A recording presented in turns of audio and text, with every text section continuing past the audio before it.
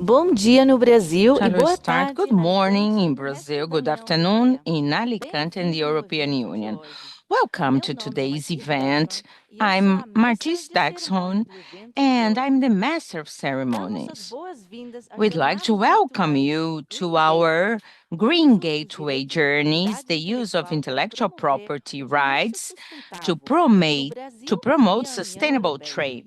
trade. Hoje é o segundo dia do Today seminário is going to be dois our dias, second day of chamado the Desenhos seminar, and Sustentáveis, today's title Inovação is e Sustainable Atividade na Designs, União Europeia. Innovation, and Ficamos Creativity muito in the European satisfeitos em Union. anunciar que quase We are 200 pleased pessoas to se announce that inscreveram para almost participar do 200 evento people e também are que as part of this gravações de hoje e seminar, de and ontem the também recordings serão of today's disponibilizadas journey and yesterday's posteriormente em will nosso be canal made do make YouTube. available in our As YouTube jornadas são channel. organizadas They pelo are Instituto da organized by Propriedade the Intelectual da União European Europeia, Union Intellectual UIPO, Property junto Office, com o Instituto Nacional UIPO, da Propriedade and Industrial do together with the Brasil, Brazilian o National INPI, Institute of Industrial a Property, Federação das which is the Indústrias do Estado de INPE, São Paulo, and the a Fiesp, Federation of e o Industries of Serviço the State of Nacional São de Paulo, Aprendizagem Fiesp. And Industrial, also o SENAI, we no have the estado de São SENAI, Paulo. the National No Industrial Learning contexto do Service from projeto de São Paulo. cooperação em And propriedade this is the intelectual part of financiado the pela União project Europeia, of intellectual o property AINVest cooperation, Direitos de Propriedade Intelectual. AL Invest Green As Intellectual jornadas são Property Rights. transmitidas ao vivo So desde this Alicante, seminar na is Espanha, being onde o broadcast EUIPO from tem a Alicante, sua sede. where Os the objetivos office has principais its das jornadas de headquarters. hoje The são main goal fornecer aos today produtores is brasileiros to provide conhecimento e as Brazilian ferramentas producers with necessárias tools para and aproveitar the os direitos de necessary propriedade knowledge intelectual, to em leverage especial their marcas intellectual como property Montecchio, rights, desenham como especially um ativo trademarks and intangível designs, estratégico para to be used aceder as ao a mercado da União strategic, Europeia. intangible asset Antes de for começar, accessing the algumas European observações Union market. logísticas. Before I Caso begin, tenha a alguma few pergunta housekeeping para notes. qualquer das If you palestrantes, have questions or certifique-se de comments for the digitá-lo no chat, speakers, make pois haverá sure uma you sessão are de writing perguntas e them down respostas ao into final the de cada chat. sessão We are de going to hoje. have a Q&A Observe também que session há after each interpretação session. simultânea And also we do disponível have entre o simultaneous inglês e o português e interpretation, which is vice-versa. available between Pode escolher English and a idioma da Portuguese. sua You preferência, can choose selecionando o your canal de preferred áudio language correspondente and nas then by configurações do choosing the Zoom. channel in Please note that Zoom simultaneous settings. interpretation between Obs- English and Portuguese So and we vice do versa have is that, available in and she's Zoom repeating by it in selecting the English. audio channel of your choice in the Zoom settings. Além disso, observe que receberão Besides, uma pesquisa de you will satisfação de get a usuário survey após a conclusão do evento after de hoje. the event is Estaríamos muito concluded gratos se today, pudessem and preenchê-la, we are pois a very sua opinião é grateful muito if you could importante fill para it nós. out. E por fim, Your opinion observe que uma does foto de matter. família será And criada finally, hoje we no are going final to do carry evento. out a family photo Passaremos at the agora para a end of próxima our parte da meeting. agenda de And hoje, now let's get to começando the com as next palavras de part. And abertura we'll das be entidades hearing organizadoras do from the evento de hoje organizing e de entities, ontem. a few opening So without words. further ado, we will start today's event with some E opening remarks by Antonio Berenga Reguan, Deputy Director of the International Cooperation Area of the Cooperation and Partnership Department at the EUIPO. Antonio, the floor is yours. Thank you very much, Martis. Very good morning, ladies and gentlemen. I would like to start by welcoming you on behalf of the European Union Intellectual Property Office, the entity organizing this event, to this seminar entitled Sustainable Designs, Innovation and Creativity in Europe. I'd like to, first and foremost, extend a warm greeting to the other entities that have made it possible that this event takes place today. First, our strategic partner, Brazil's Intellectual Property Institute, in the figure of Samuel Cantanhede, and of course our colleagues from FIES, from the Federation of Industries of São Paulo, in particular in the figure of Mateus Palucci de Campos. Last but not least, our good friends from the European Union delegation to Brazil, Pilar Blanco Rodriguez, thank you very much for being together here with us today. Ladies and gentlemen, today's seminar cannot be more timely. Earlier this week, the European Union Intellectual Property Office was organizing the Design Europa Awards in Riga, the capital of Art Deco, This is an event that the European Union does, where it gathers industry leaders, innovators, creators, once a year to celebrate the most cutting-edge and innovative designs. Designs is a crucial part of our economy. I think everybody knows that we Europeans are not particularly good at selling good chips, but we're very good at selling useful, innovative, and beautiful things. So design is an integral part that underpins the strength of our economy, our competitiveness, and our ability to be a global leader. So EU IPO since 2003 has the responsibility of registering designs on a unitary basis for the European Union, and we are very proud to have played our role as well in helping Europe's design market grow and be as strong as it is today. We also salute this opportunity to really cooperate and help and interact with designers, decision makers in Brazil, in this particular place. It is an opportunity that it is necessary in today's global world. It is something that happens because of many reasons, but certainly because of our strong and solid relationship with Brazil's institutions, including the National Institute of Intellectual Property of Brazil. This is something we have cultivated over the years. We have worked on common practice, harmonization, and doing things in a similar way to offer the best possible business environment to our companies. And it is something that today we have a magnificent platform where to consolidate those gains, thanks also to the support of the European Union. We have now two projects, IPK Latin America and Alinvest Verde, that give us the muscle and a platform to basically carry on our discussions and to deepen our cooperation to the next level. These two projects have been contributing not only in the area of designs, but in many other areas. We have a number of deliverables coming down the pipeline. Perhaps worthy of note, the contribution the project is doing by a study that will be delivered in December to quantifying the importance of IP-intensive green technologies in Brazil. The idea is here to try to ascertain how intellectual property helps the green transition and the green economy, and perhaps also worthy of note, the activity for the Mentor initiative, and this is an area where EU IPO, through its program, is helping identify experts that help consolidate and fortify nascent geographical indications of countries in the region, including Brazil. So,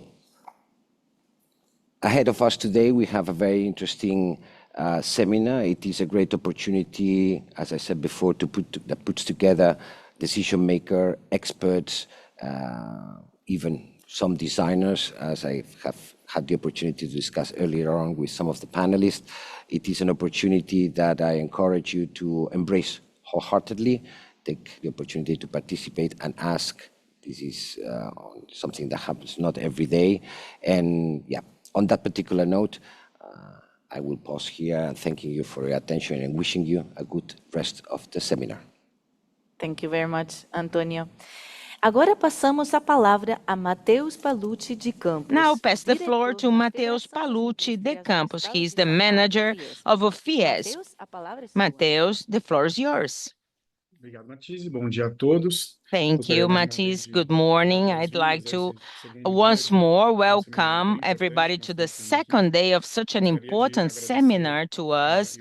And also I'd like to thank EU IPO on behalf of Antonio Berenque and also Mariano Rutieri and Senai and every organization that's part of our production. This is a very productive day because we have shown that intellectual property focused on brands like yesterday, they have helped companies to achieve their best economical development and at the same time to have access to different marketplaces. And the European Union, for instance, is a very important to us in Latin America. So today, or this morning or this afternoon, it depends on where you are right now, it's going to be pretty relevant because we're going to be discussing design, and that's a key point if we consider the green transition, if we want to use less waste, less high water resources, and to avoid waste. So to work for this better world that we're aiming at. So to go on this path, I'd like to invite you to be here till the end and to take part, not only of today's seminar, but to take part in every action that are being developed in different international scenarios. And I'd like to thank you. I'd like to highlight that you have the support of FIESP all the way. Thank you very much. I wish you a wonderful seminar. Thank you, Mateus, for your kind words. And now I pass the floor to Pilar Blanco Rodrigues. She is the representative of the European Union in Brazil. Thank you. Good morning, Brazil. Good afternoon, Europe. I'd like to greet Mr. Antonio Berenguer from the UIPO and Samuel Catanhede, that's the Director for Trademarks, and Mateus Palucci. It's a pleasure to be here with you sharing the opening remarks of the seminar. It's a great pleasure to be here today as the European Union delegation representative that fosters our relationship in the intellectual property area. Trademarks, they play a crucial role in the business. They represent reputation and values of their companies. In such a competitive global market, to protect intellectual property rights, and it's crucial to build consumers' trust. So it is really a pleasure to be here because we're going to discuss relevance and the impact of the designs, which is an essential area, plays a key role in the development of such projects. And I'd like to highlight the cooperation between the European Union and Brazil in the intellectual property, and that's reflected upon on free trade discussions between Mercosur and the European Union. We want to overcome the trade hurdles and ensure that business is facilitated and geographical indications and intellectual property are protected. And this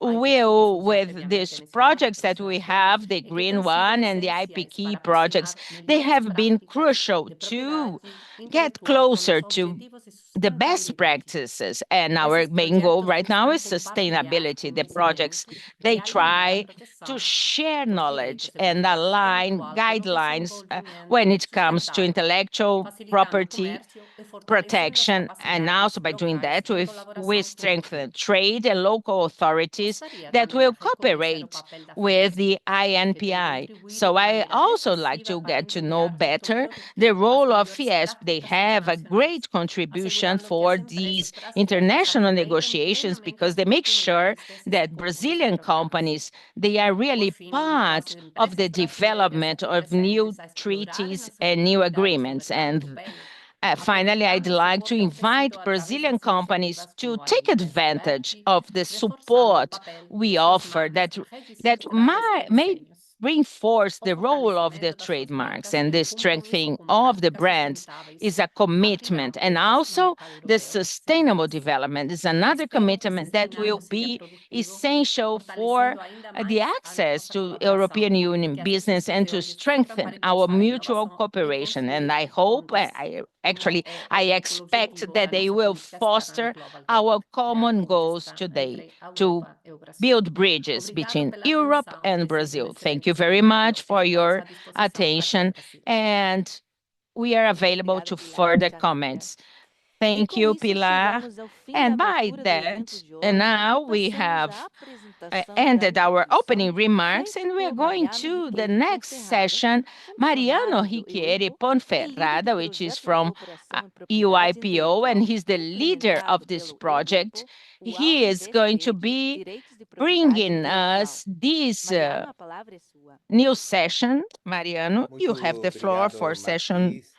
1. Bom Thank dia you, a Martis. todos, sejam bem-vindos Good ao morning nosso to you segundo guys. dia de Welcome to seminário the second virtual, day of virtual hoje dedicado seminar. aos And desenhos today's sustentáveis, focus in inovação e sustainable criatividade designs, na in União innovation Europeia. and creativity in the European Union. Como sabem, esse seminário é transmitido diretamente dos As you know, escritórios we're do broadcasting EUIPO the em seminar Alicante, live from mas UIPO's temos office in Alicante, conexões Spain. de diferentes partes And we do mundo, have commissions from certamente all over the world Brasil, present here. mas também We have organizations from Brazil present Alemanha, here, but we also have pessoal speakers from Germany, em actually participants Eslovênia, from Germany, diferentes from pontos. Slovenia, Então, eu and a estou number of other aqui places em as well. Uruguai, a sede do I myself Alinvest am here Verde, in na Uruguay. região.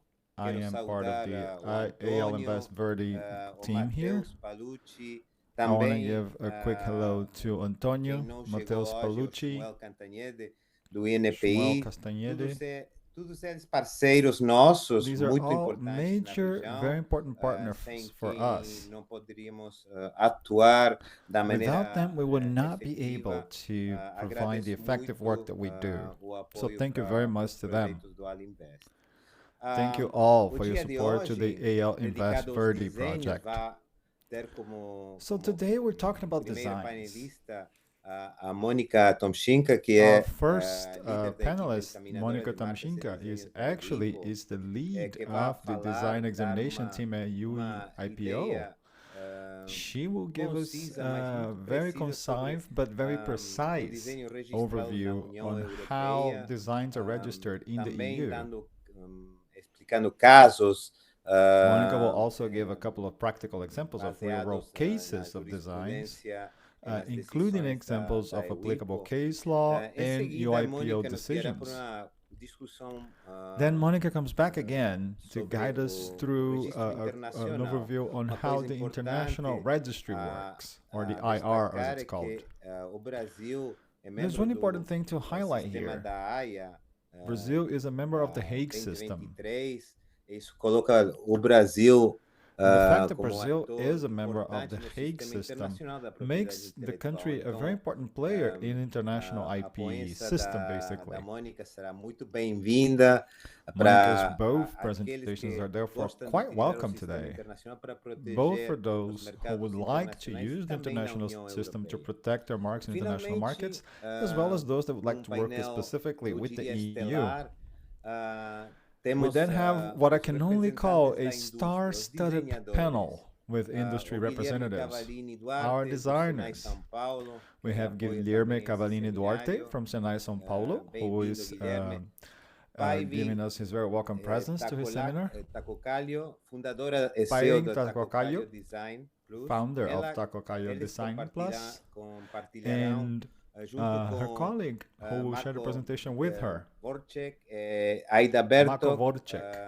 que são os dois cofundadores da Remigo They are e respectivamente co-founders CEO e of designer Remigo dessa companhia. and respectively the designer experiências e and the builder of the aplicação company, tão or both of importante, them, builders of the no company.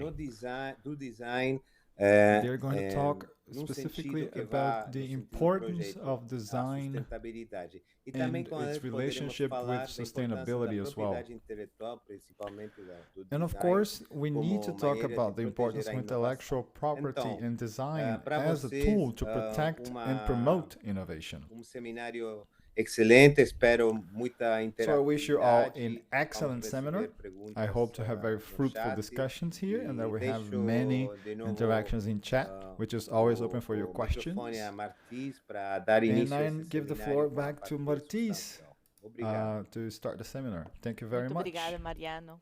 Thank you very We much, now Mariano. proceed to the first presentation given by Monica Tomczynska. Monica has been working at the EUIPO since 2011 and is team leader in the Business Operations Department, where she handles applications for individual, collective, and certification EU trademarks, as well as applications for registered community designs. Monica will present the first session of today, titled Design Protection in the European Union, which addresses the basics of design registration and explores case law particularly interesting and relevant for Brazilian exporters. Monica, the floor is yours. Thank you, Martis. Thank you for the introduction and the presentation, Mariano and the others. Hello, good morning in this second day. It is again a pleasure to me. I see some familiar faces from yesterday, but as we have probably also some new participants, I will do some brief introduction about the European Union, the EUIPO, within the context today, as said, the design protection. So without further ado, let's get started. As you can see here, this is the agenda for this session. So I will talk about the European Union, our office, about unregistered and registered community designs, the process of filing of a registered community design, and as yesterday, we will explore the examination and registration process, resources.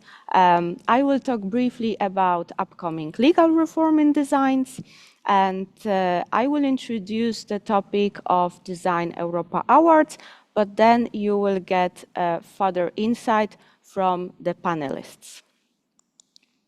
So as already said yesterday, I will do now a brief summary of what I introduced yesterday. Here on this slide, you can see the map of Europe and how many countries are part of the European Union. European Union is a political and economic union of 27 member states, and it, as you can see it on the slide and on the map, it covers the vast majority of the European continent. It possesses an internal single market with free movement of goods, services, capital, and people within it. So, as indicated yesterday, I think it is an opportunity for you, this idea of a single European Union market. Regarding the European Union intellectual property, we are one of the European Union agencies, and we deal with several intellectual property rights, trademarks, designs. We are involved in the examination of geographical indications for foodstuffs and drinks. And in the coming years, we will also deal with the geographical indications for crafts and industrial products.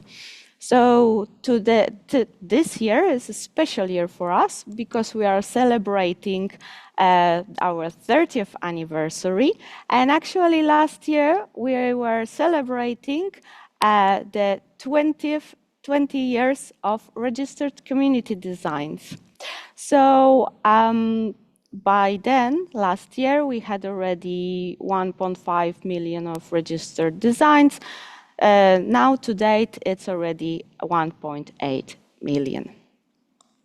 So before talking about the registered community designs, I would like to introduce briefly other form which can also work in the European Union territory, which is the unregistered design form.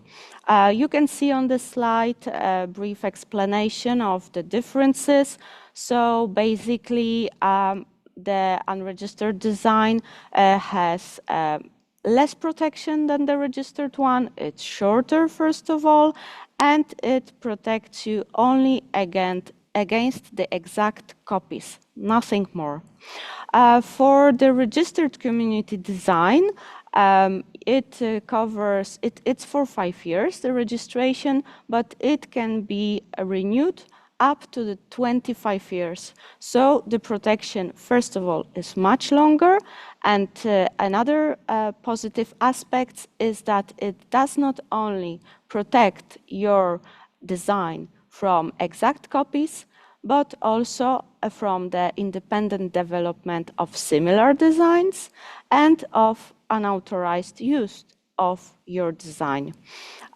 What you can do as a strategy, because your strategy will depend on your needs, your budget, your volatility of your designs, etc.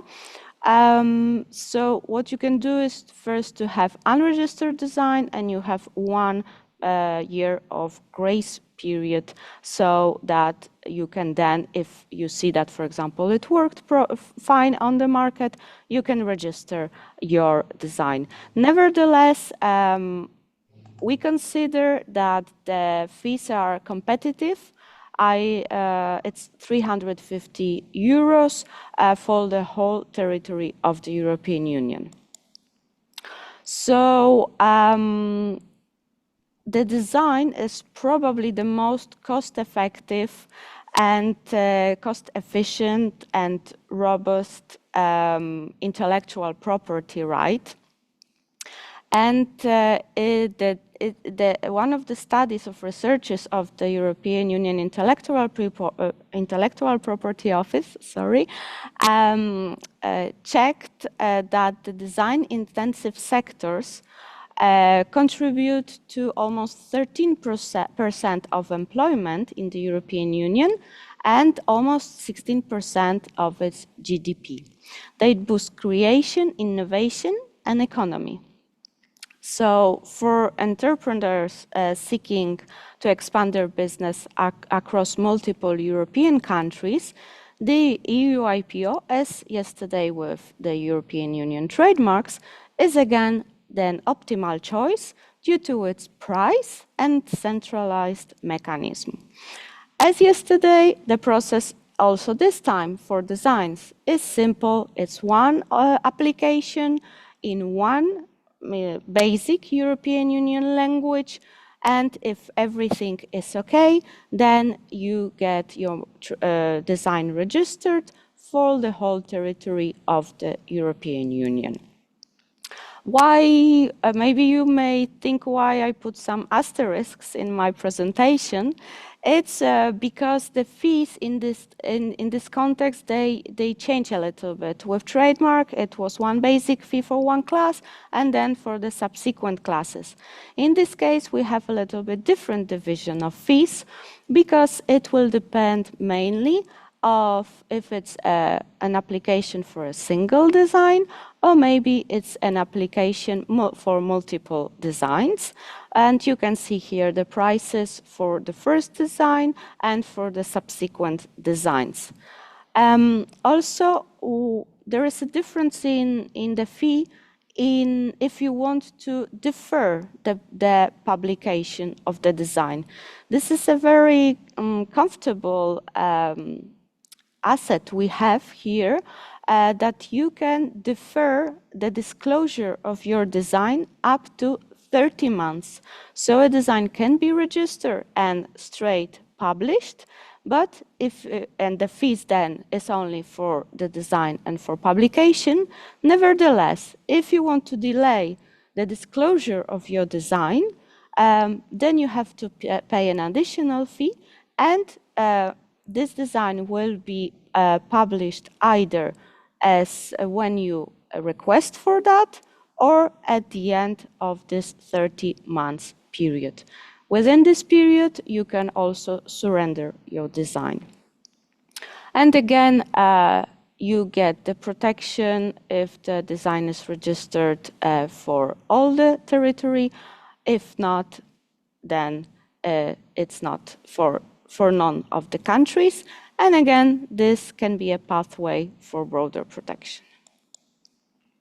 So, as explained yesterday, also in the case of designs, we have two possibilities of filing.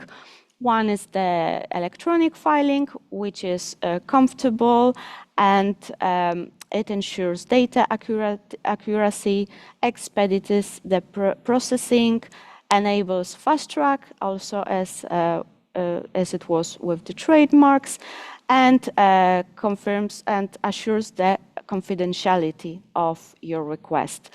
The other option is to do it by post, but obviously the first option would be preferable. So you have the option of fast track and regular track. And yesterday we were talking about trademark, TM class. We have a similar tool for a database for designs, which in this case is called design class. Again, it is available to everyone. It is free of charge, and it is based on the Locarno classification. So if you choose fast track, actually your design can be published very quickly, only within a few days. This will happen if everything is okay, if you apply online, choose the product indication from design class tool, pay upfront, and obviously if the examination is successful. So as yesterday, we've seen two different forms of applications. The same applies to designs. So you have the registered community design easy filing or the advanced form. Also in this case, the advanced form is very comfortable because as you are coming from outside the European Economic Area, you can, with this form, straight appoint a representative. And also you can do, for example, several claims, for example, the priority claim from Brazil. What I would like to highlight here is that if the fast track for trademarks was already quite quick, the fast track process for registered community designs is extremely quick. We actually can publish or register, and if you want to publish your design within only 2 working days. But regular track, as you can see, is also a very fast procedure. It is within 10 working days. And now we start talking about the examination process. So here you can see more or less how the examination flow is. So you apply for your design, it enters to the examination process. We have several, at the EUIPO, we have several collaborative groups who deal with different aspects. And one of them is so-called DICE. So it's the Design Collaborative Group of design experts who examine your application. If everything, all the requirements are met, you can have your design registered straightforward for the period of 5 years. As in the case of trademark, you will get a certificate for this. And in the case there is something which must be changed or is not acceptable by the examiner, then there is the so-called second examination, and you will get an objection letter to which you will have 2 months to reply. But I can assure you that around 85% of all the applications go straight for registration, and if there is no deferment, for publication. As in the context of trademarks, you will also be requested to indicate 2 languages in the application. The first language can be any language of the European Union, so for example, Portuguese. And the second language has to be one of the European Union Intellectual Property Office official languages. So again, English, Spanish, French, German, or Italian. The second language will be the language for potential invalidity proceedings. And the language regime cannot be changed. So what we actually check, examine. You can see here a list of what we are examining and what we actually examine as in substance is the compliance with the design definition and public order and morality. The rest of points are basically formalities. Nevertheless, the quality of your application of the views of the design can have an impact on the design. Therefore, it's a bit part of the substantial requirements. So what are the requisites for the filing date? Obviously, there must be a clear request for a registered community design, European Union design. There must be an information identifying the owner, the applicant, and obviously the representation of a design. So in this case, if there is any problem, the office will notify it, and as said previously, you will have 2 months to reply. If the deficiencies are not remedied, the deficiencies for the filing date requirements, the application will not be dealt with as a community design application. The file will be closed by a decision of the examiner, and the applicant will be notified. Then the finance department will refund fees paid. Payment of fees is currently not a requirement for allocating a filing date. Nevertheless, it is a requirement for registration.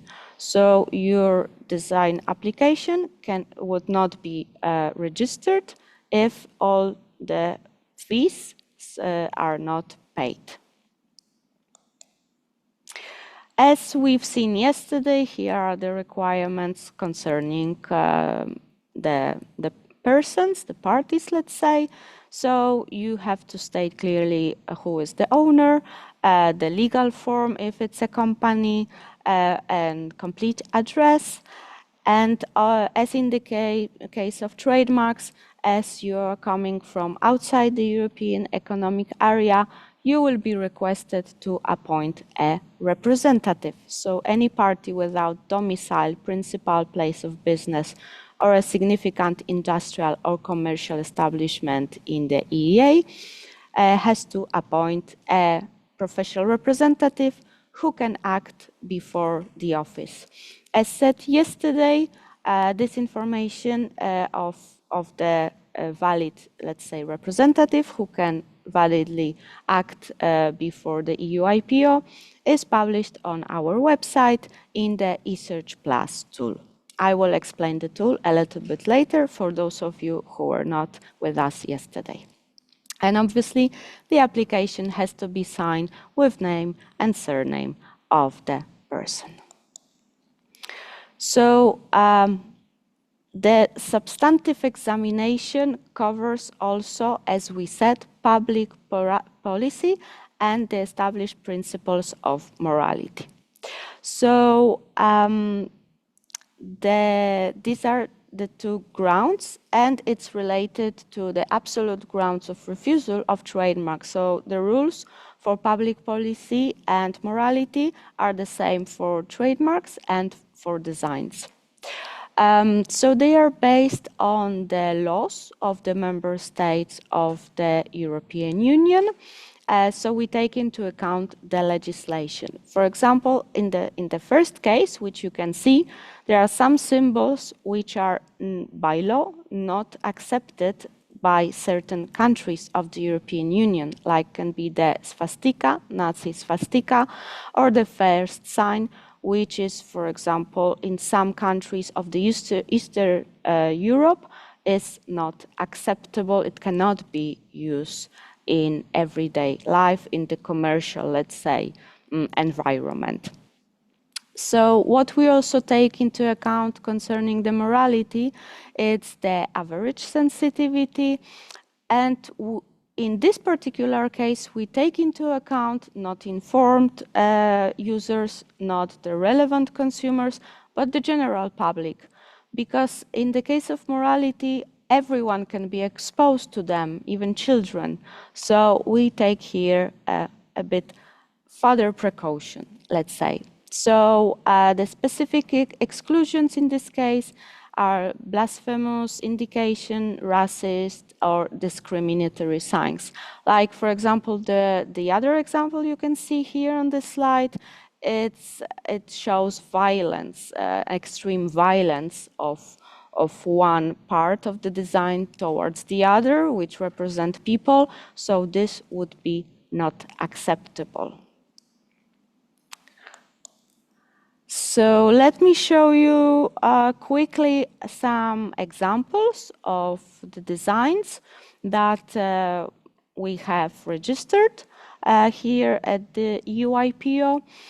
Design, just to remind you, currently the definition is the appearance of the hollow part of a product resulting from the features or in particular lines, contours, colors, shape, texture, and or materials of the products itself, and also it can be the ornamentation. So obviously it can be product like this modular furniture. We would allow such design, which can be depending on the configuration. It can be a shelf, a stool, or a table. Also, it can be in general appearance of a product in itself. Like for example, at the bottom you see an application for quite sustainable design, which was the solar car. Also, it could be obviously packaging, computer icons or interfaces, animated graphical interfaces, like the one you can see next to the car, like the image of the desert. It can be typeface, and you can see here an example how correctly request a typeface at the EUIPO. It can be an arrangement of a space, of, for example, a shop or any space, a part of a product. So you can see here how correctly disclaim the product, which is in this case a shoe, and how this part is shown. Even food can be registered with us, but it has to be processed, obviously, food. And also ornamentation is possible to register at the EUIPO, like in the case of Louis Vuitton. And obviously you cannot register ideas or concepts. This is a non-exhaustive list of examples.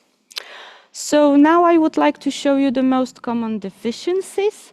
So first of all, please bear in mind that currently up to 7 views can be protected. I always say currently because in one of my last slides I will talk about the upcoming legal reform, and then some requirements will change slightly or substantially.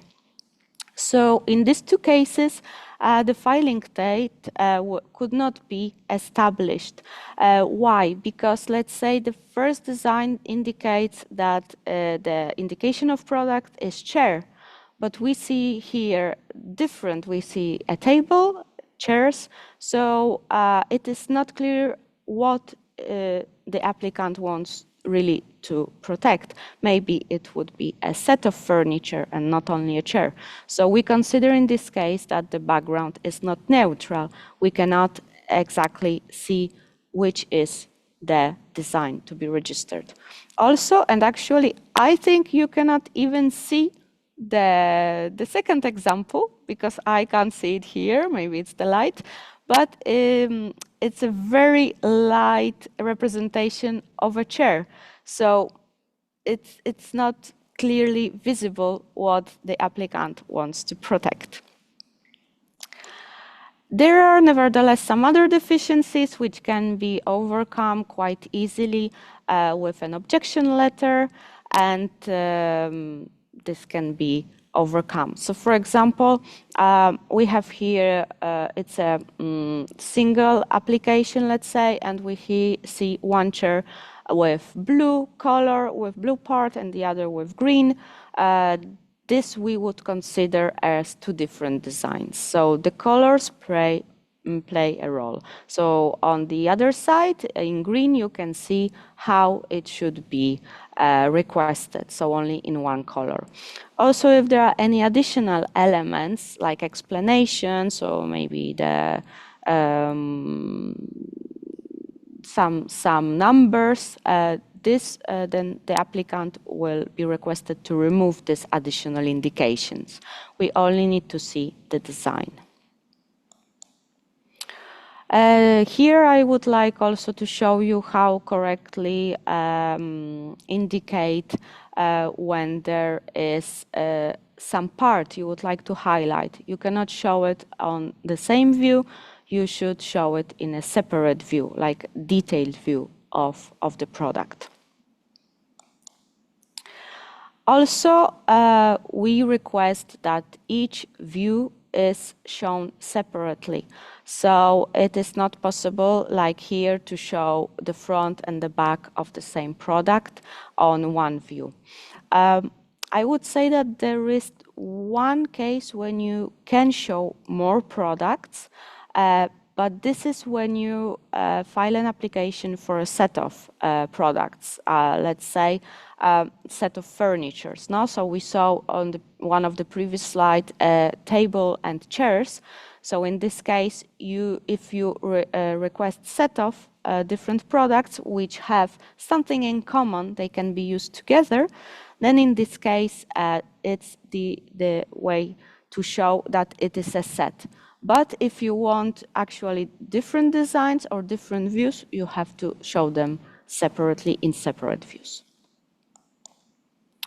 So also talking about classification, also the indication of product.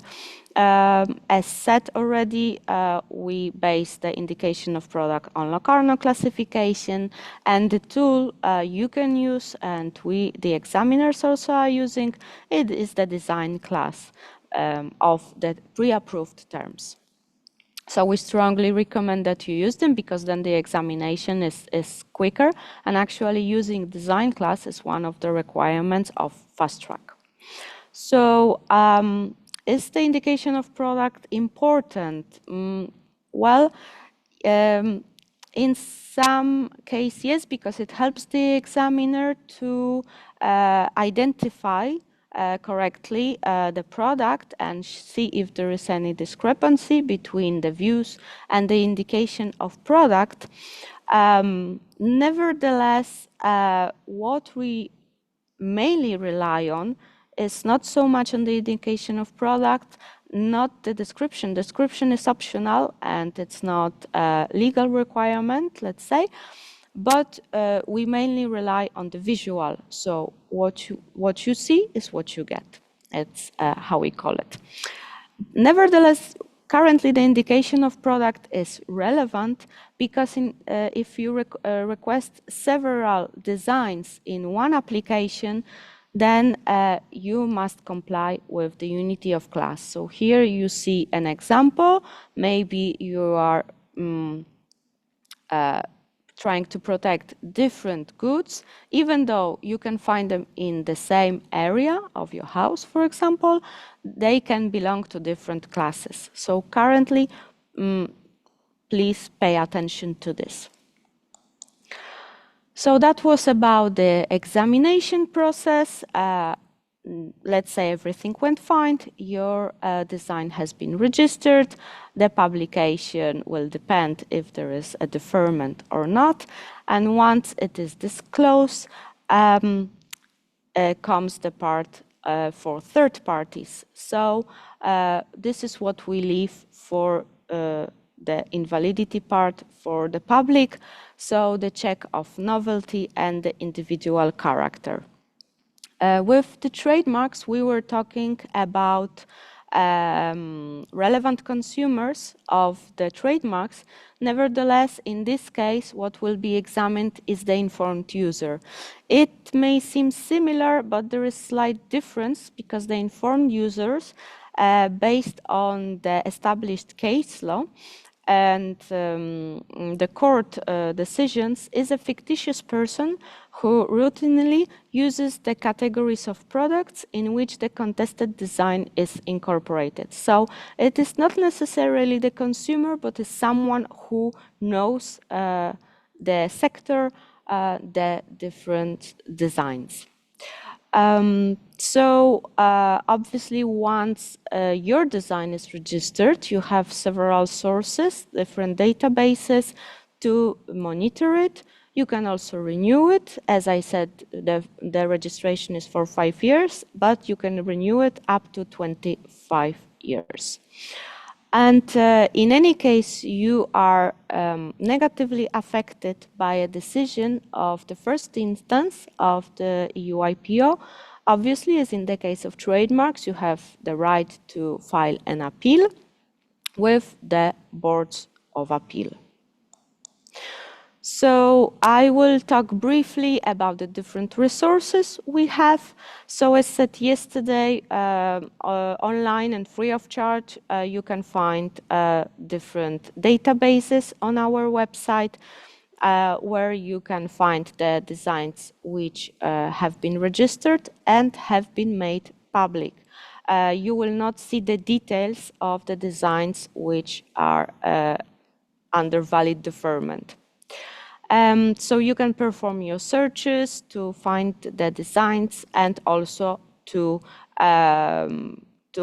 see if someone is trying to register your registered community design or a similar one. So we talked already about the design class database. There is also a design view database where you can search for designs of all participating official offices at national, international, and European Union level. Again, you can consult eSearch Plus.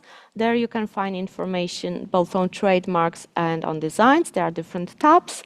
Also owners, like for example, owners and representatives, who can act at the EU IPO.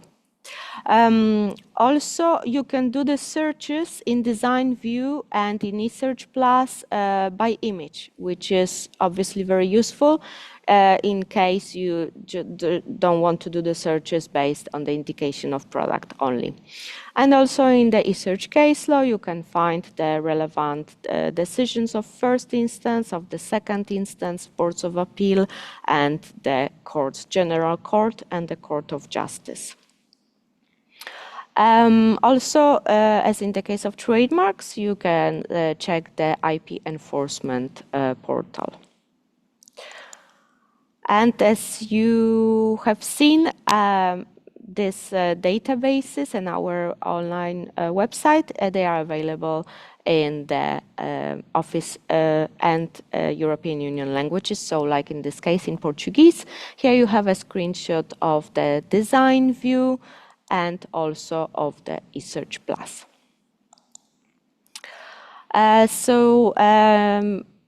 In case you would like to find any interesting case law, you can do it as in the case of trademarks in eSearch case law. We recommend that you click on the advanced search to look for grounds, for example, different grounds for refusal, for some detailed information. And also, please, if you're interested, check the relevant case law here marked in this blue circle of the boards of appeal and the courts. And as we said yesterday, there are EU IPO guidelines for trademarks. You can also find online the guidelines, so our practice on designs on our website. They are also available in the European Union languages. So I strongly recommend, especially the representatives, the lawyers, to check our guidelines. And also, I was talking yesterday about the convergence of practices among the different national offices of the European Union and the EU IPO, that they find a topic, and those offices who want to participate can establish some common practices in order to harmonize the practices, the application of law further. So here you have 3 common practices concerning designs, and also the one which applies to designs but is under trademarks, which is related to the public policy and established principles of morality.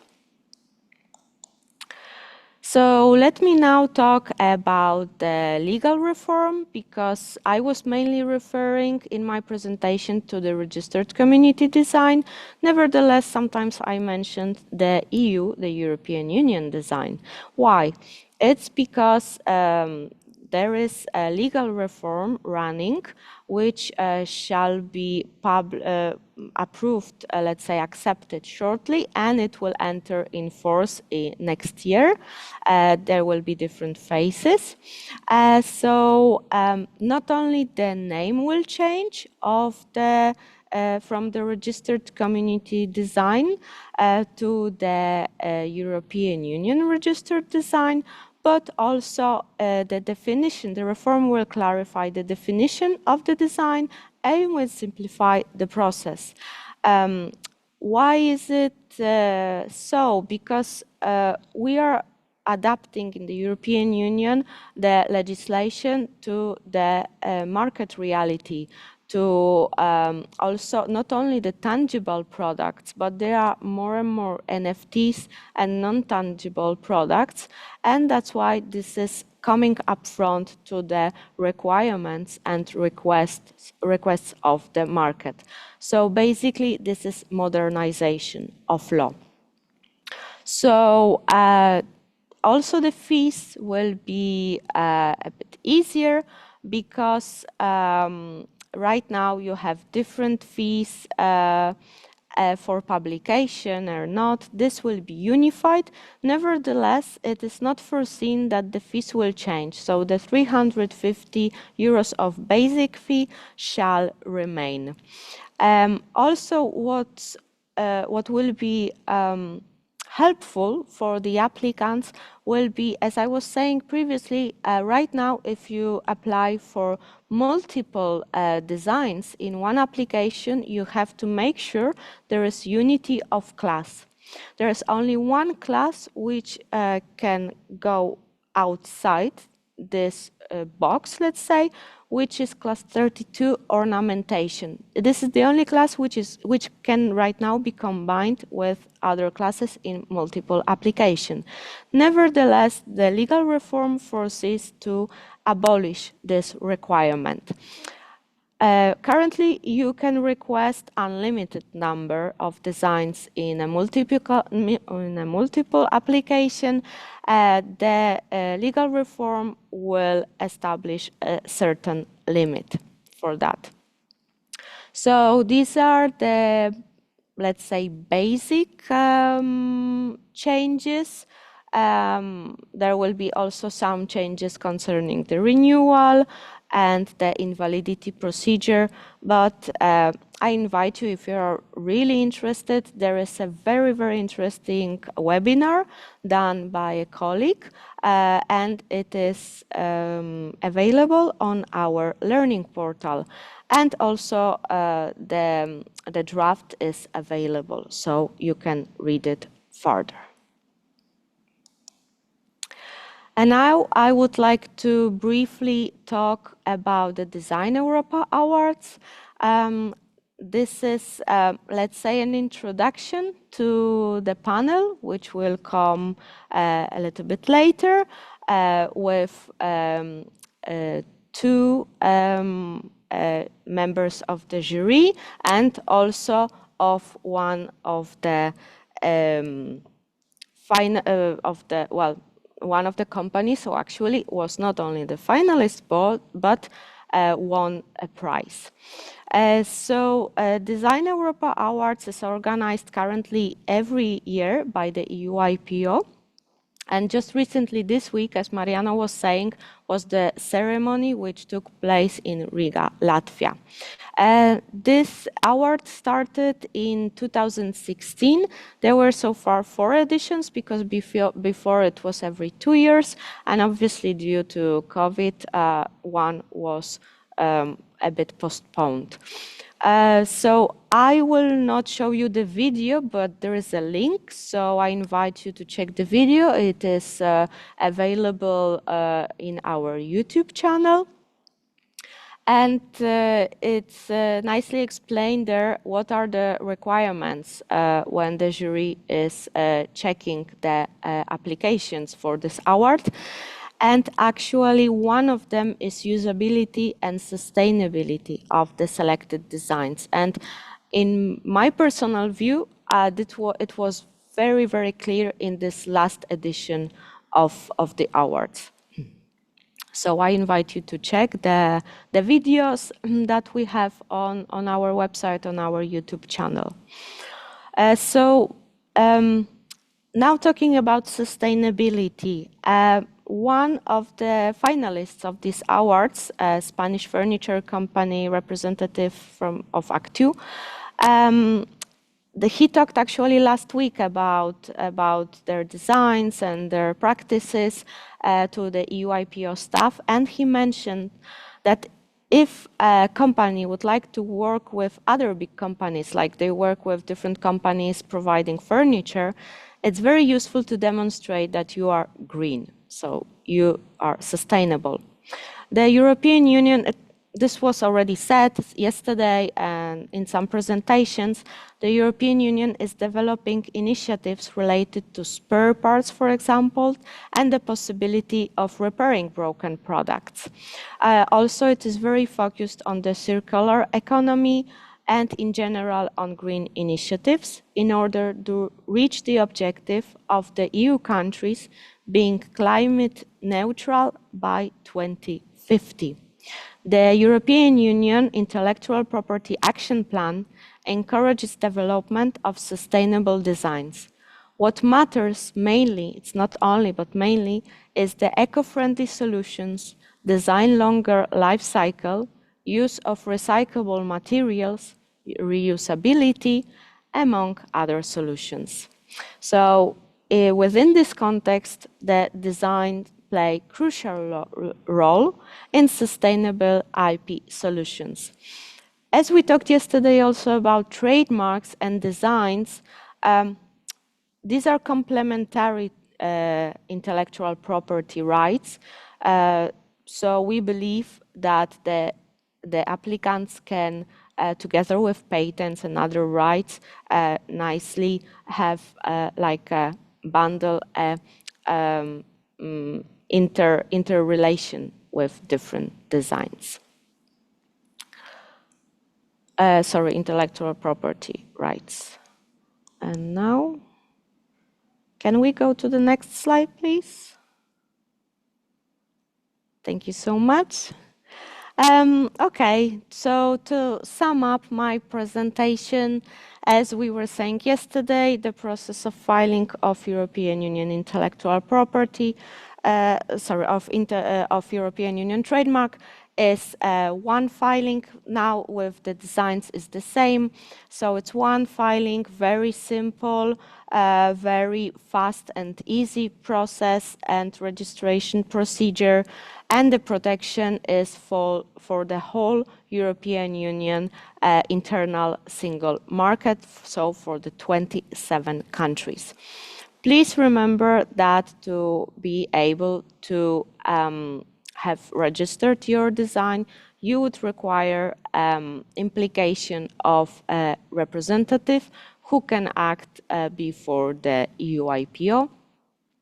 Please also remember that in case you choose fast track and everything goes smoothly, then your design can be registered within only and exclusively 2 days, which is extremely fast. You have also the possibility of register the design, but to defer its publication, its disclosure up to 30 months. As said also yesterday, there are really plenty of online resources on our website, so you can check the regulations, the guidelines, which is the practice of the office. You can access our learning portal. You can also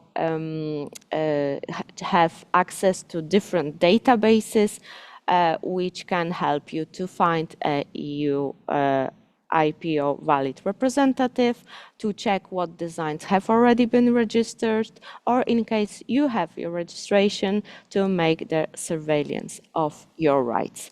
And still, if you have any further questions, please do not hesitate to contact us. So with this, I reached the end of my presentation. So I think we can open the floor for questions.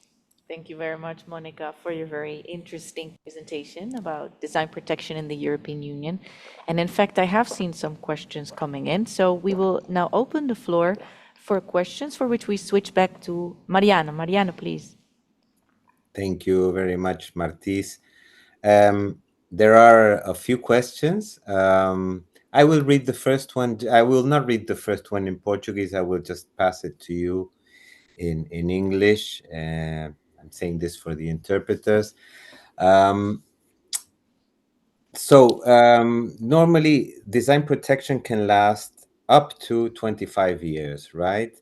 But it depends upon renewals coming every 5 years.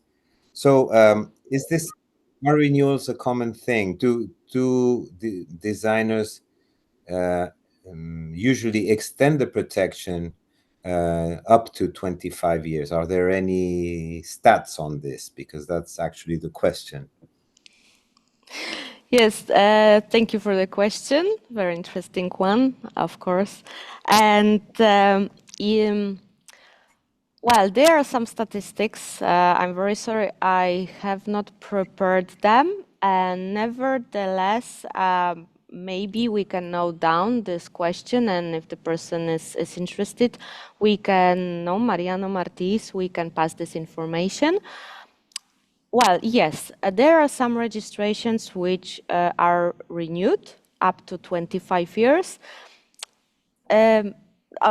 As from what I remember, and my recollection as a consumer is not perfect, and so as far as I remember, it's obviously it's some designs are not renewed, some of them, and the statistics, let's say, are lower the more years pass, let's say, no? But it also depends on if the design is still valid. So there are some designs, like maybe in fashion sector, the fashion sector is very quick. So in general terms, I don't know how it is in Brazil, but I imagine it will be very similar. These go for unregistered design normally, because the fashion sector changes constantly. Sometimes, like, there are companies like Zara that every 2 weeks you have new collection. So they, unless there is something which they really want to protect, they think that there will be like a piece of clothes which will have more impact, then they register them, no? But then in other sectors, sometimes the company wants to a bit maybe refresh the design, so they don't renew it, they just file for a new one. But if the design is really, they see that they became very well-known, reputed, and so on, yes, the protection is renewed. So it's a little bit depends on very different factors, no? On the sector, on if the company wants to keep it as it is because it became, let's say, famous, or just maybe refresh it a little bit, then they file for maybe new design. It seems like a kind of a business-oriented decision, right? On how long you want to keep your protection. Unless you have a lot of money to spend on intellectual property rights, you know, in which case you can keep. So, Monica, one question. The office makes a very thorough formal examination and some substantive examination, as you mentioned. But imagine that we have a design that is either has an appearance very similar or directly copied, right, to one that the office has registered. where can the user, what can the designer do, the one that has the protected design? Well, as said, we do not check the novelty and the individual character of the design. This is if we want to be quick, because we understand that the applicants want to have very quick registration, this would be impossible to do in 2 or in 10 working days. So once the design is registered, then it's the invalidity procedure which would serve this owner to, if he find or she finds out that the design, there is a very similar or identical copy, to step in and to request the invalidity procedure. So there are forms, online forms on our website to request that. And so then this is for the owner of the registered design to act in this case.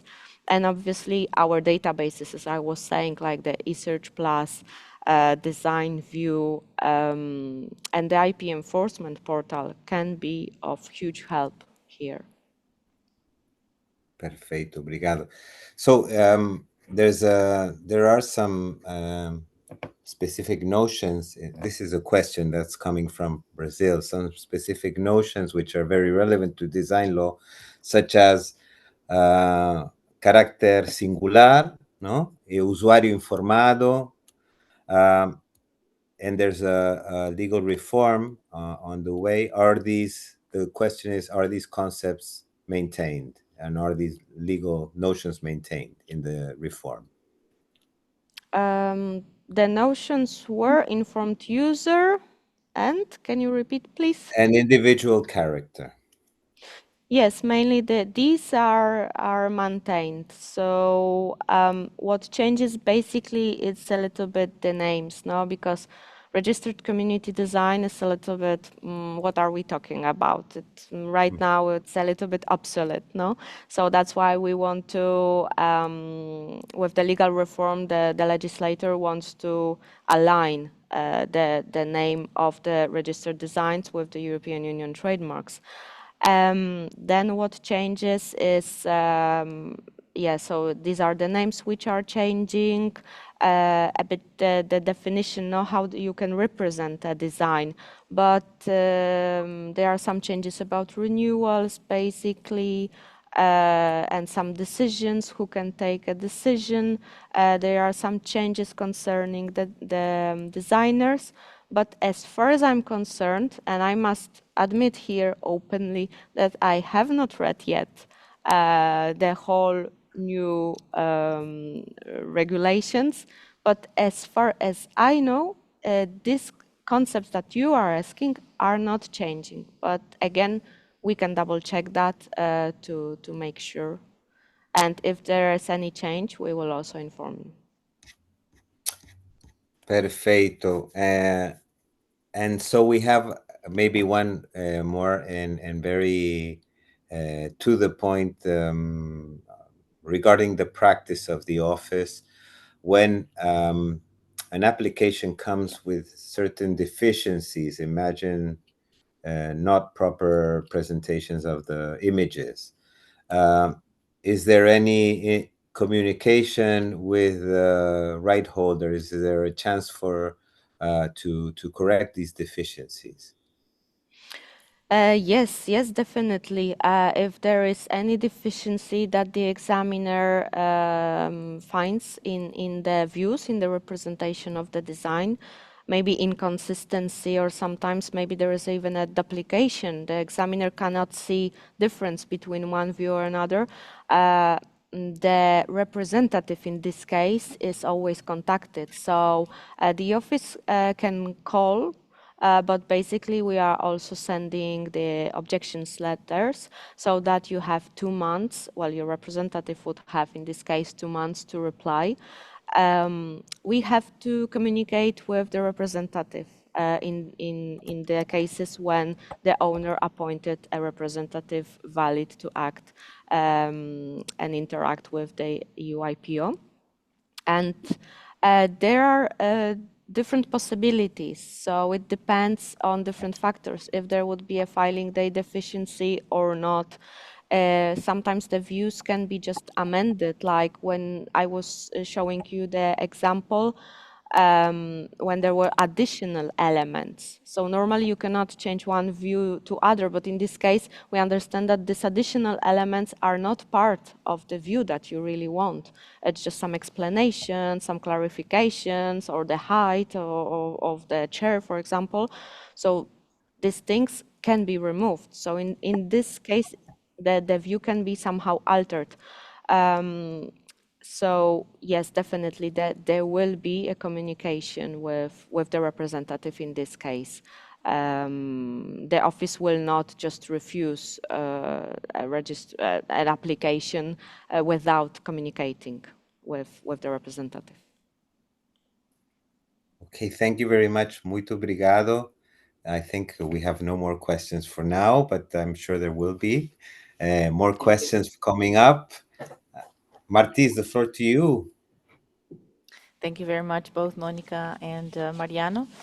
And we will now proceed to the second session of today's virtual workshop, which is also given by Monica, which is titled International Protection Strategies Using the Hague System, which will address strategies to secure international design protection using the Hague System. The presentation is also given by Monica Tomczynska, design expert at the EUIPO. So Monica, the floor is yours again. Thank you again, Martis. Okay, so in this case, without further ado, let's now talk about the international protection strategies.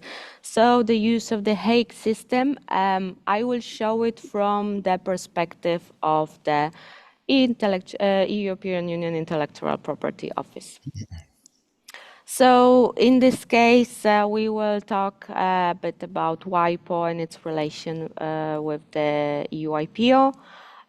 What we do here at the EUIPO, and I will give you some takeouts. So to give you some overview, the short overview, the Hague Agreement consists of two acts. One is the Hague Act, and the other one is the Geneva Act. So in this context, regarding the European Union's accession to the Hague Agreement, as the European Union could not be a signatory to the 1960 Hague Act, as it was not accessible to intergovernmental organizations, then the EU was able to be a signatory only of the Geneva Act of 1999, and it actually did so in the year 2008. So obviously the Hague Agreement, as we all know, is administered by the International Bureau of the World Intellectual Property Organization, which is located also in Europe, in Switzerland, but Switzerland is not an EU country. And the majority of the European Union member states are members of the Hague Union. Nevertheless, some of them are not. So what I think it's worth highlighting here, that even though these 8 countries have not yet acceded, but as they are member states of the European Union, then they can still be designated through the EU designation via the EUIPO. So if you want to designate them separately, it's not possible, but under the umbrella of the European Union, of the EUIPO, this would be possible. So any person or enterprise that is a national of a state, that is a contracting party, or of a member state of an intergovernmental organization that is contracting party, or that has a domicile, regular residency, or real and effective industrial commercial establishment in the territory of a contracting party, may file an application for an international registration. As you can see here from the slide, the EU IPO cannot function as a transmitting office. That is, the applications have to be submitted directly to the International Bureau of WIPO. Nevertheless, the EU may be designated as an international in an international registration. If the EU IPO does not issue a refusal of such registration, it will have the same effects within the European Union territory as registered community design. So you can see here from the slide, so it cannot be the transmitting office, nevertheless it can be the designated office. In this case, what we would also like to highlight is that the maximum duration of protection is also like in the registered community design, so it's up to 25 years, and also the use of design class of the tool you can find on our website is valid for such application. So again, the protection in this case is granted for all 27 member states by one single designation. So let me now talk about our role, what we do at the EU IPO in relation to the international registration. So concerning the examination, the formalities examination is carried out by WIPO. The EU IPO has no role in the initial procedure of the international registration. So it has to be filed directly with WIPO, and WIPO will check the formal requirements like the details of the owner, the language, the views of the design, the product indication, the payment of fees. All this is checked. If you file for a registered community design, this check is done by us. But in the case of international registration, this is done by WIPO. So what actually do we check here at the EU IPO? It checks the compliance with the definition of a design and if the design is not contrary to public policy and the accepted principles of morality. So basically, the two substantive grounds that we've seen in my previous presentation. So other grounds for denial, such as the novelty, as well as whether the design is visible in normal use or if it's dictated by technical function, are grounds for invalidity, which will take place after granting the protection and only if a third party files for such an action.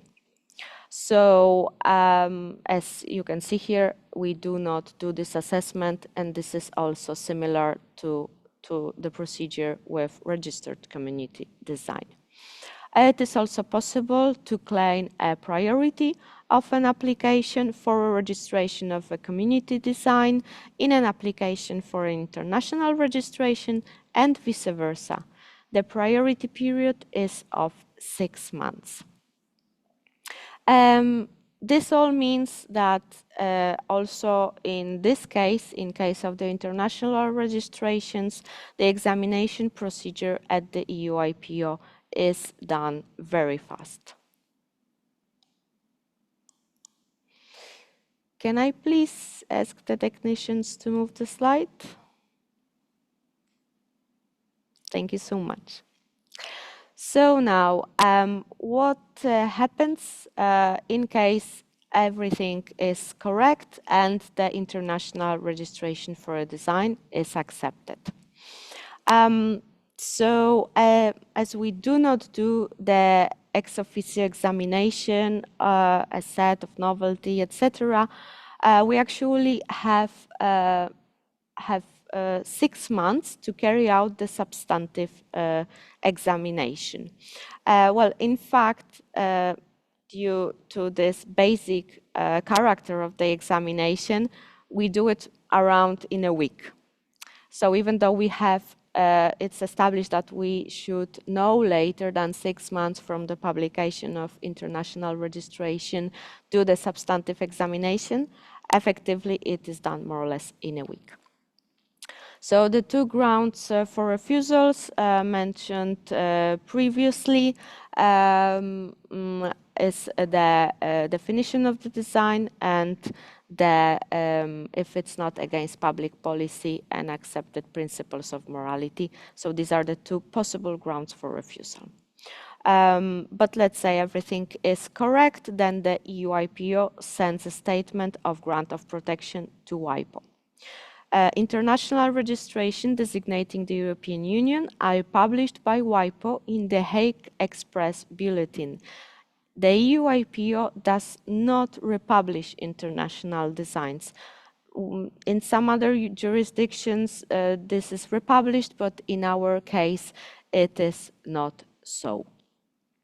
So this will not appear in the Registered Community Design Bulletin, as you can see on the slide.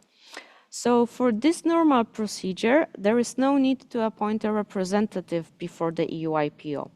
Only in the case of a reason for refusal or invalidity, it will be necessary, but I will talk about this a little bit later. Standard publication of applications via Hague system is more or less 12 months. The applicants can, however, select an immediate publication. According to our statistics, in this case, I do have statistics more or less prepared, at least verbally, more or less 58% of the cases go for publication, select the immediate publication, let's say, those which are designated the European Union. Okay, what happens if there is a refusal of international registration or of a design? In the event that one of the reasons for refusal does not allow for a registration to proceed, the EU IPO will send a notification of reasoned refusal to the International Bureau, which will transmit it to the applicant. This notification is sent, as of recently, via the WIPO's eHague. After this step, which is the initial notification of refusal, the owner or its representative communicates with the EU IPO directly without WIPO's involvement. And in this particular case, for possible refusal for interaction with the office, the applicants from outside the European Union or the European Economic Area has to appoint a representative from the European Union in order to submit their response. And so again, you can find this list in eSearch Plus of the representative who could represent you in these cases. So it is established that the representative in such case has to provide a reply within 2 months. Once the observations have been received, the EU IPO will decide whether to finally withdraw the refusal, so in other words, to accept the application, the original application for international registration, or to completely refuse the international registration designating the European Union. If the EU IPO finds that the observation of the hover overcome the refusal, it will withdraw the refusal and notify WIPO accordingly. In this case, international registration has the same effect within the EU territory as registered community design. So, as in my previous presentation, the final refusal decision can be appealed to the boards of appeal. The final refusal decision would be sent to the holder by the registered post and only after the time allocated to the appeal lapses. If no appeal has been filed, obviously, and the EU IPO will inform WIPO of the final refusal.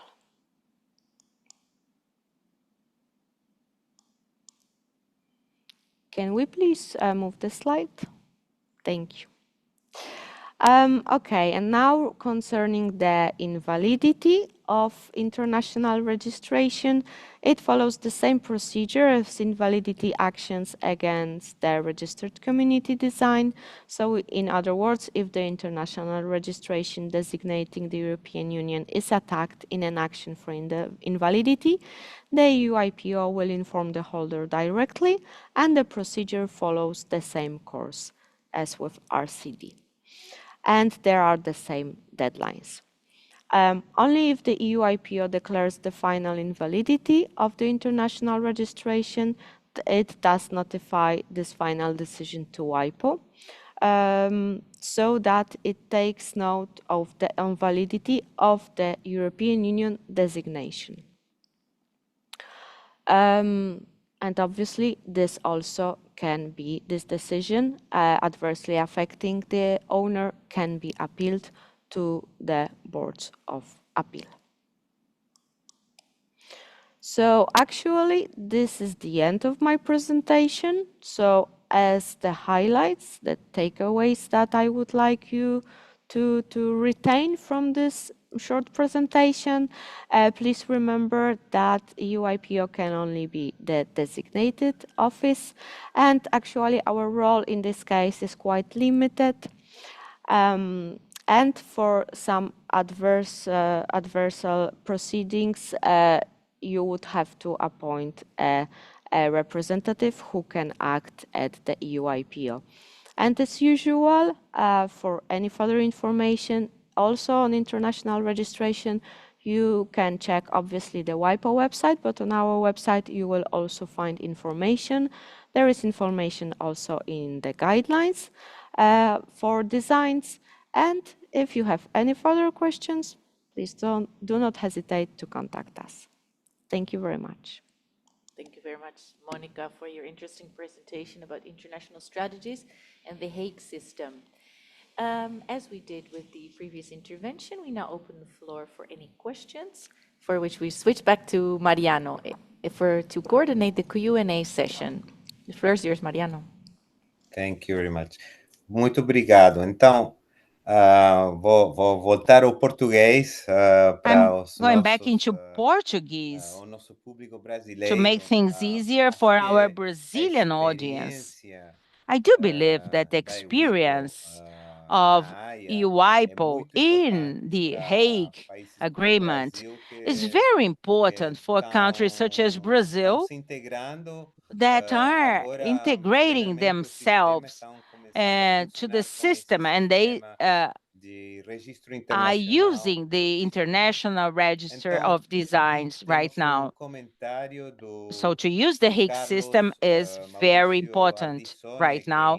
I have a comment from Carlos Ardisones, which he is part of the INPI, and I'm not sure if, Carlos, would you like to ask your question directly to Monica? Podemos levar o We microfone. could do that. We could open your mic and you can comment or make your comment or question. Puede. Sí. Mi pregunta es sobre My question is los cambios en about la legislación changes on que legislation. fueron necesarios cuando They were el IPO needed accedió when acuerdo. Porque nuestra WIPO experiencia en Brasil, joined the agreement, because our experience nosotros in cambiamos Brazil is nuestros slightly different. guidelines, We had to change our pero hay algunas guidelines, dificultades but there are naturales en some la hindrances proceso there legislativo. that have to No do fue with the posible legislation, cambiar with la the ley de propiedad process. industrial brasileña We were not para able to acceder. change the Tuvimos que hacer industry property law. We interpretaciones, had to carry out different ponerla en menor interpretations of the jurídica law, para so to speak, to funcionar, work on the porque el legal cambio de la system ley to make it resultaba work, muy because difícil changing the law y cambiamos was más los too guidelines. difficult at that moment. So ¿Cómo we eso pasó changed en the WIPO? guidelines. ¿Hubo And necesidad how de cambio did de that la happen legislación in the EU comunitaria WIPO? o Did fue you have más to una change adaptación community en los laws guidelines? or just adapt guidelines? Muchas gracias por la pregunta. but if you don't mind, I would reply maybe in English for the Okay, no problem. interpreters. No problem. Aunque podría en castellano también, pero por la interpretación. I must be honest. When the office joined the Hague Agreement, I was not even working at the UIPO, so I am not able in this case to reply to your question. I would have to look for this information, and then maybe Mariano Martís, we could pass this information to you directly, because I'm not aware if there was such a requirement, let's say. Yo pregunté porque, por ejemplo, I asked that tuvimos because, acá for una instance, situación there was a que por situation la ley here, brasileña, and that los according to objetos Brazilian parciales, law, the partial eh, objects, las so partes the de objetos parties actually, I se correct, protegen, pero they solamente are cuando protected, but ellas only subsisten de una manera when independiente. they exist in an independent Por manner. ejemplo, una parte de un automóvil, So, de for un auto, instance, pero no como en if el we have ejemplo a que spare part of mostraste a en tu car, but not in the presentación example anterior. you have shared with us on your previous Y presentation. por esa limitación legal tuvimos And que hacer todo through un this ejercicio al legal nivel de las hindrance or guidelines limitation, we para had que to carry pudiéramos out this aceptar exercise of adapting más the guidelines in order to be able to accept applications the que empezaron a applications llegar and the por fuera. filings that arrived through the Hague system. Pues só um comentário, não uma pergunta. Sí. Carlos, vou também intervenir aqui. Quando você fala de regramento, All right, está Carlos, let me falando jump in here real regramento quick. da So when you lei. talk about É assim, regulation, you're verdade? talking about Não legislation, seria right? Há Yeah. o nível legal da lei brasileira e há os Yes, there's a regulamentos legal level, there's the regulamento Brazilian mais law de level, aplicação, and tá? there's the office Porque regulations, na because União two are different Europeia things. também temos Ah, o okay, nível got it. It's superior, just that o in, regramento in Europe, comunitário, we que also have what we call isso community foi regulations, which preciso are at the uma EU levels. reforma do regramento And it took que some reforming. instituiu a They needed to possibilidade reform the regulation de ter, in order to foi have the na criação do possibility. desenho comunitário Well, no actually, let me 2002 rephrase que that. que habilitou a possibilidade de entrar In no 2002, acordo the da regulation Depois, allowed for the acho possibility que of even a joining experiência the Hague é Agreement. símil, no sentido que Other than foi that, I preciso believe we've had adaptar similar experiences. com diferentes Europe needed to adapt things as seguindo well. decisões We've had multiple decisions by EU IPO, dos tribunais the europeus, boards of appeal, and que eu European não courts, conheço, que vamos fornecer para você, mas which I'm not as familiar guidelines with se the adaptam decisions nesse themselves, so we'll provide them to sentido. Então, you. o que disse a But the Mônica guidelines adapt é in that certo. way. So what Vamos Monica said is fornecer quite aquelas applicable. experiências particulares para vocês, tá? We will provide Entendi, info foi in those bem particular explained. experiences to you. Muito Oh, obrigado excellent, por excellent. comentário. Acho Thank you very que much for your por question, questões Carlos. de tempo, In the interest of Martins, vou time, passar I também think, a Martins, você o I am going to microfone, give you the floor virtual and, para well, continuar the com a virtual sessão microphone, quote mais unquote, prática so we can e continue também with our mais session. vistosa, não? And Daqui also do seminário, com os let's say desenhadores. the one with the lust, the more Obrigado, with Mariana. the part with more luster, quote unquote, Chegamos which agora is where we're à sessão designers. 3, que é um painel com Of especialistas course, em desenho we are no now Brasil part of e our na União Europeia, third part of the session, intitulado which is called Exemplos de práticas sustentáveis Examples em of desenhos. Sustainable Esta Practices in sessão Design. apresenta estudos de caso This de is da a panel with indústria design da experts União from Europeia Brazil e and do in the Brasil, EU, destacando highlighting sustainable práticas de design desenho practices. sustentável. Discussions will include incluirá examples of exemplos de impactful desenhos designs impactantes, and sustainable design enfatizando como a practices, sustentabilidade always é emphasizing integrada how nas sustainability estratégias da integrates into indústria em industry ambos os strategy continentes. on both A sessão continents. consiste em Our três first presentation apresentações, for this seguidas panel, de uma sessão the de first of perguntas three, e respostas, to be moderado followed por by a Mariano question and Martins. answer session A primeira apresentação é moderated realizada by por Mariano, Guilherme Cavallini will be held Duarte, by Guilherme gerente de Cavallini inovação Duarte, e tecnologia Innovation do and Senai Technology São Paulo. Manager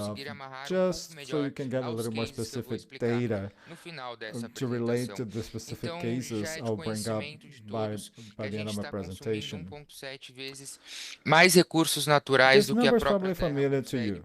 we nos gerar. consume Isso 1.7 em times more vários resources aspectos, a than gente what pode Earth citar can o lítio provide como us um with. exemplo. Então a gente Lithium is a está classic passando example. por momento Many others exist. ainda de But the fact of the consumo matter is, extremamente we acelerado live through e a Terra times não of está conseguindo extremely suprir accelerated este consumo. consumption Isso é um and a ponto planet that extremamente is alarmante, unable é to claro. cope with E it. como eu falei, eu acho que o lítio This, I don't grande have to exemplo emphasize, disso. Há is extremely previsões alarming. da sua escassez Lithium is a até o ano classic de example. 2050. There Isso faz com are que a gente estimates that repense um pouco a lithium will become estratégia de scarce desenvolvimento, before 2050. entendendo que ela não pode This ocorrer is da the mesma type of number forma. that needs Temos to que make us pensar rethink não our apenas no strategies. desenvolvimento, mas como We esse have to produto start vai thinking chegar of ao usuário, development as como something esse that cannot be usuário thought of in isolation. vai utilizar esse produto ao This longo product you're do seu developing, ciclo de how will vida. it get to A its end gente user? costuma What's its falar life aqui cycle going to be? dentro do How is it Senar going to São get Paulo disposed of? e uma What's going to happen estratégia to que a it gente after utiliza it's dentro desse disposed? desenvolvimento é pensar em todo esse ciclo One de vida. A term gente fala that do we use a berço lot ao here túmulo deste produto. is what we Não call podemos pensar cradle em toda essa cadeia. Não é pensar to apenas burial. na parte da aquisição, How não can é we pensar apenas think na venda, of a apenas product from a na cradle to utilização tomb periódica perspective? curta deste produto, Will mas this pensar product be este used produto e esse periodically, desenvolvimento e essa only for a estratégia short time? a longo Or prazo. should you start thinking of its Não é development diferente in quando terms that would então a ensure gente it can be fala used for much do longer lixo periods of eletrônico. Então, time? quando a gente fala hoje de desenvolvimento de produto, muito atrelado E-waste também is a à big parte issue when de we talk about comunicação, product muito atrelado development. também à tecnologia. This is, of course, Quando more a important gente for fala technology, communication, and desenhos similar sectors, sustentáveis, but it is important throughout. automaticamente, creio eu, que na cabeça But de muitos how vem does sustainable a design relate reciclagem to e better e-waste a management? substituição de material, When we mas a think gente tem que about product superar, development and ir além disso. waste Dentro de disposal, we all think cenário about nacional, recycle and a reuse, gente tem, por but we exemplo, have fazendo to um go recorte para beyond those plásticos, apenas paradigms. 9% de todo o plástico produzido é Right reciclado. now, only Então, pensar 9% em of every bit of sustentabilidade, plastic claro, that's produced em is reciclagem recycled in é Brazil. extremamente importante, mas eu acho que não é So o thinking of único recycling ponto. is important, Essa estratégia tem yes, que but we need to go extrapolar so o far beyond conceito that. de What reciclagem. do we do Temos about que this pensar em 91% that is outros not caminhos recyclable viáveis, or is not rompendo getting então o recycled? que a gente tanto conhece. Eu acho que a gente se tornou muito bom nesses 3 pontos, né? A gente se And I tornou think that we've especialistas become em very good extrair at those cada vez 3 mais. verbs that I have here Isso, on the quando eu slide. digo especialista, We've gotten significa que a gente very tem uma good alta at tecnologia para extracting. fazer, We've a become gente é eficiente em specialists in fazer isso, extraction. a We have gente é mais incredible eficiente technology to ainda extract em things from the produzir. ground. And we are very Conseguimos efficient at it. produzir rápido, temos We're even more tecnologia, efficient at producing. temos We automação em produce quase todos os more and quicker processos, than we ever did. conseguimos We produce with more correlacionar a technology and cadeia, uma automation than produção we sem ever estoque, did. a gente se tornou We've excelente consolidated em our produção. production chain. Mas, We've pioneered infelizmente, quando esse just-in-time produto chega no production. mercado e talvez But again, when nos these products tornamos get to ainda melhores market, we no become descarte. even Então, better quando eu faço than essa we are at introdução, é uma extracting and producing provocação, na at verdade, que eu quero discarding trazer these products. para rompimento desse ciclo So how do we extremamente break linear. this cycle? Isso tem How totalmente do a we ver break com o this desenvolvimento, porque é dentro extremely do linear cycle? desenvolvimento, dentro And da how does it concepção affect do product design, development? dentro da viabilização da engenharia, When you como think eu about the posso very romper concepts este of ciclo. development, Então, engineering, não é and a criação design, pela criação, é how a can criação they pensando be na seen inserção or deste produto no interpreted mercado e in como ways posso that are romper com laser esse ciclo focused on linear, breaking this cycle? evitando How do I break this a todo linear custo extract, produce, o lixo. discard Então, se eu cycle? olhar para uma How do cadeia I avoid producing linear de waste at all desenvolvimento, costs from eu product tenho development and through processo design and engineering? muito bem montado e muito bem estruturado. So, Então, eu tenho recurso natural, eu tenho a extração desse currently, our recurso, eu tenho process to o go from one to the transporte other is quite well deste structured. recurso We have até a natural indústria, a resources, indústria de they then transformação, extracted and onde then ali vai ser transported into gerado esse industry. produto, In the vai industry, it transformar is essa transformed. matéria-prima em um valor, em um produto.